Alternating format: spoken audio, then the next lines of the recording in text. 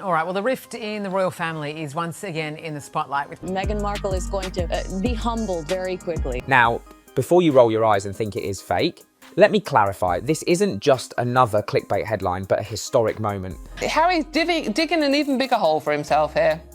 Well, I think he's dug so deep now, he'll strike water any day now. The British royal family has started the campaign on how to unprince a prince. Calls seem to be growing louder and from a more... It seemed like the British public and royal family were fed up with Harry using royal discount cards every opportunity he got.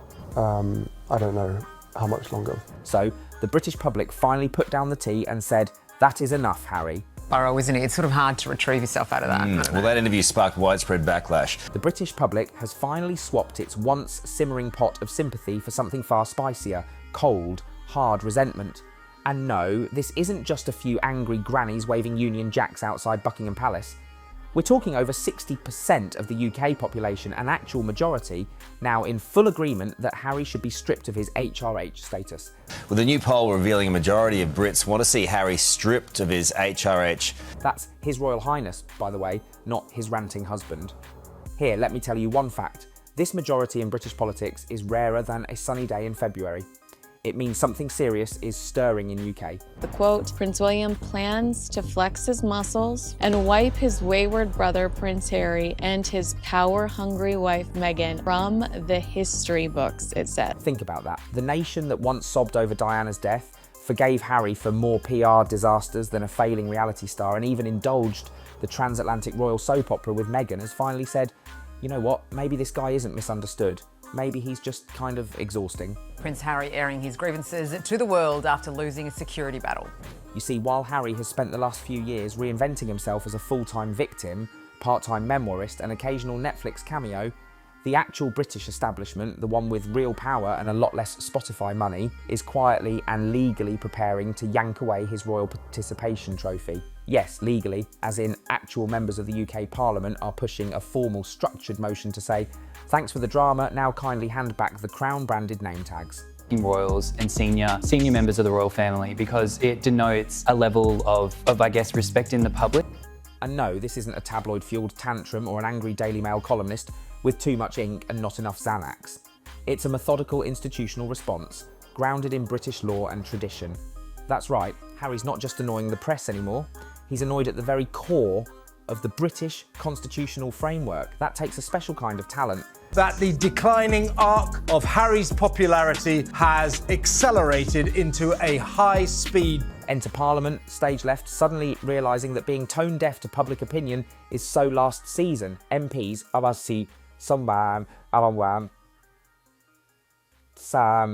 some of whom probably couldn't tell a Sussex from a side of salmon, are now jumping on the dethrone Harry bandwagon faster than you can say Netflix deal.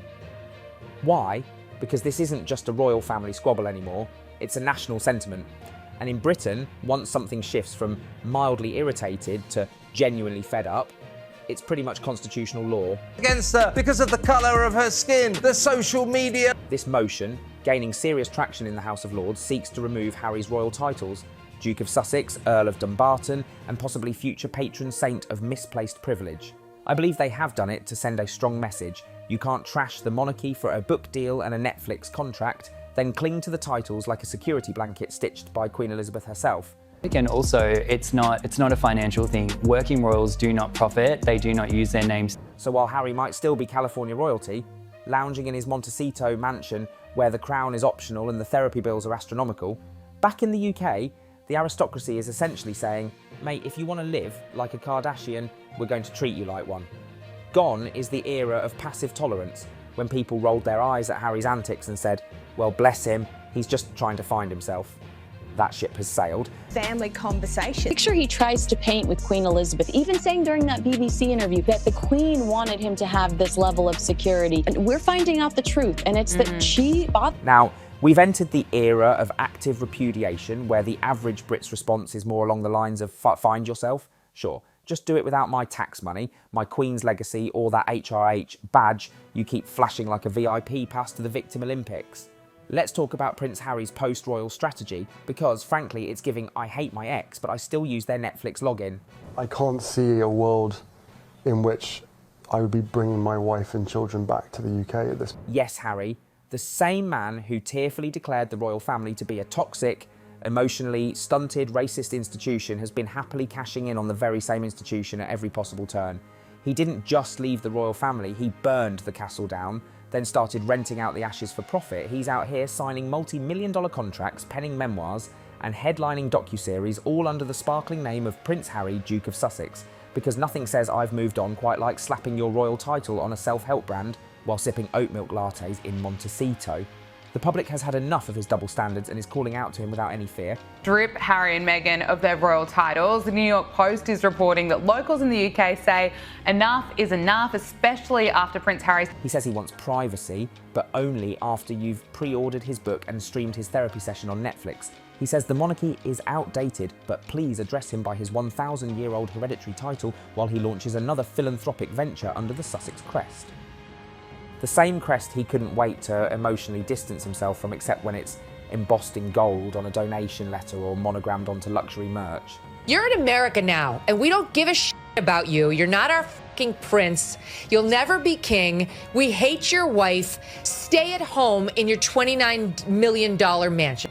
This is like quitting your job in a dramatic blaze of glory, screaming about how toxic your boss is, and then showing up at the company gala in your old name tag because it helps you network. By the way, where is Prince William in this whole situation? Prince William is reportedly formulating a plan to finally strip Prince Harry and Meghan Markle of their HRH. And meanwhile, over in the land of actual duty and carefully pressed Windsor knots, we have Prince William, Harry's older brother, future king and unofficial president of the We Don't Air Our Dirty Laundry on Oprah club. Now, William hasn't said a word publicly about Harry's antics. My God, I can't even. These two, Meghan and Harry, are the... And that's not just British restraint, it's tactical brilliance. While Harry's been out here live tweeting his royal trauma and signing content deals like he's launching a royal-themed cinematic universe, William has chosen the ancient and devastatingly effective method of royal warfare, calculated silence.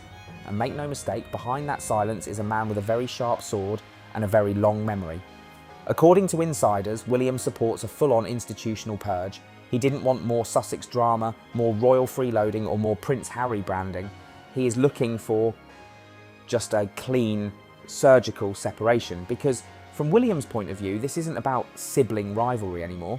It's about protecting the crown. The monarchy can't afford to be represented by a rogue royal-turned-content creator who treats Buckingham Palace like a villain origin story and his title like a Black Friday coupon code. Oh my God, I can't even. These two, Meghan and Harry, are the worst. She slaughtered this weekend because there were some business cards in the back of one of her podcasts. She's still using her royal title, HRH, despite our late Queen warning her against. But what about William's silence? Well, I believe it is not indifference. That's strategic distancing. It's the royal equivalent of saying, this man does not represent us. Please remove his name from the WhatsApp group and change the Wi-Fi password at Kensington. Ouch. Prince Harry's heart must be bleeding. But what about his wife, Meghan Markle? What is she doing in this whole royal drama? Meghan's detractors have been calling for them to be stripped of their HRH since they left the royal family over 5 years ago. Meghan Markle, the Duchess who lost the crown but kept the trademark. Now let's be clear, the current legal motion in the UK is aimed squarely at Prince Harry, but let's not pretend Meghan's hands are clean or even off the steering wheel. If Harry's royal identity is the golden goose, Meghan's the one who turned it into a fully monetised lifestyle brand, merch line and multi-platform media empire. Think Sussexes, from trauma to tea in 10 easy streams. Now, they have gotten the real trauma from royal family. They excluded Meghan Markle from the Sandringham summit because they were afraid she would secretly record the... See, while Harry was emotionally unpacking his childhood with a ghostwriter, Meghan was building a content universe where their royal titles were the main characters. You think Netflix dropped tens of millions just to hear Harry mumble about frostbite on his extremities? No. They wanted Prince Harry and Meghan, the Duke and Duchess of Sussex, because trauma sells, but titles sell better. Family, especially William and Kate, didn't develop reservations about Meghan because of the way she bullied palace staff. She was simply the victim of royal racism. And therein lies the juicy little twist. If Harry loses the Duke of Sussex title, Meghan's Duchess status evaporates too. It means no more royal gloss on the brand, no more Duchess of Sussex printed across book jackets, podcast intros, or that weird cartoon series they were planning. Just plain old Meghan Markle, former actress, current memoirist, and full-time warrior against British breakfast television. This has been Meghan Markle's MO from the beginning. She wants all of the privileges that go along with an identity, but she doesn't want any of the responsibility. Let's be honest, the Duchess title is their credibility badge in the US. Otherwise, they are just two weeping kids. Without titles, they're not modern royals redefining tradition. They're just two influencers in Montecito complaining about monarchy while still using the palace as a brand prop.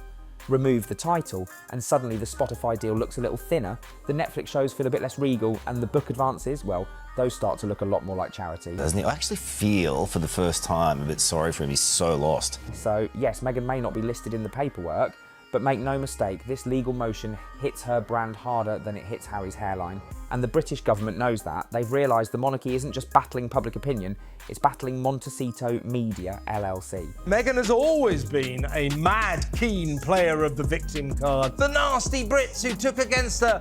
The irony in this situation is making people laugh. Meghan and Harry wanted independence from the Crown. Now, the Crown is giving it to them, in full. No title, no crest, no curated royal prestige, just two Californians with a content calendar and dwindling relevance.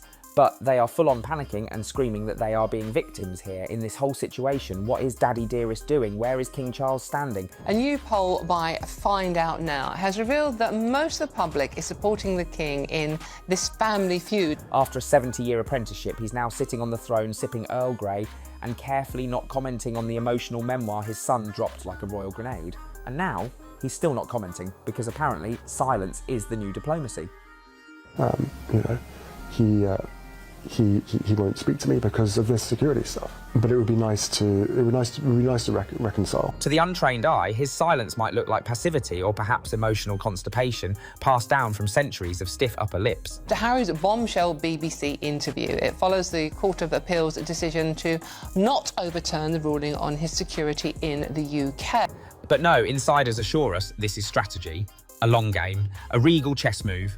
Charles isn't ignoring Harry, he's letting Parliament do the dirty work while he keeps his royal gloves clean and his hands firmly clasped behind his back, just far enough away to say, oh dear, I had no idea they'd go that far. If they don't want that, that's entirely up to them. Yes, Charles is allegedly consulting legal advisors behind the scenes, not to reconcile, not to mediate, but to explore how best to sever the royal umbilical cord once and for all.